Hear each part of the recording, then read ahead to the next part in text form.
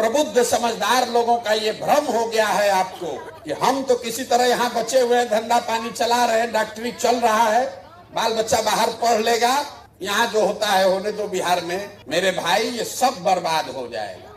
हम गांव में देखते हैं बहुत प्रसिद्ध लोग, बड़े लोग, बड़ा बड़ा घर बनाया है, खंडहर हो गया, सब बाल बच्चा चला गया। अगर आप ये सोच रहे हैं कि हम तो इससे बढ़िया है, सहरसा में घर और बन गया है, धंधा बिजनेस चल रहा है, बेटा बेटी बाहर सेटल हो गया, कभी कभी साल में आप जाके घूम के आते हैं, मेरे भाई आपका भी जड़ खत्म हो जाएगा। पलायन का दंश सबको डसेगा। इतने फर्क है कि गरीब का लड़का मजदूरी करने जा रहा है, आपका लड़का बाहर पढ़ने और नौकरी करने जा रहा है, जा तो दोनों का लड़का रहा है। कोई ऐसा परिवार हमको नहीं मिलता है जहां माँ बाबूजी, बाल बच्चा, बेटा तीनों पीढ़ी एक साथ रह रहा है।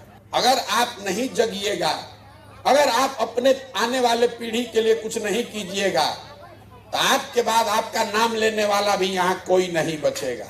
बंगलोर में और अमेरिका में, दिल्ली के किसी फ्लैट में बहुत बड़े आदमी है तो फार्म हाउस में आपका बच्चा रह सकता है, लेकिन आपका जो अभिमान है, आपकी जो जमीन है, आपका जो जड़ है, वो नहीं बचेगा।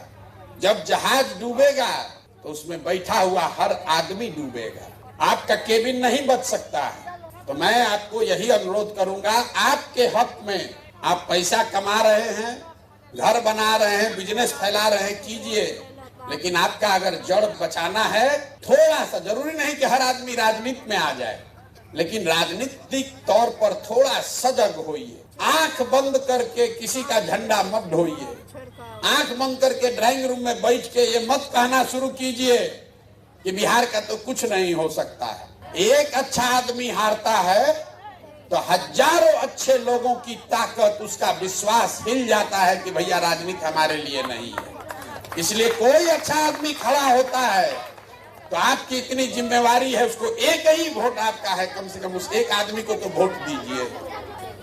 आप कह रहे कि जीत नहीं रहा, अरे भाई जीते हारे तुम अपना एगो वोट तो उसको दो, इतनी जिम्मेवारी तो आप अदा कर सकते हैं।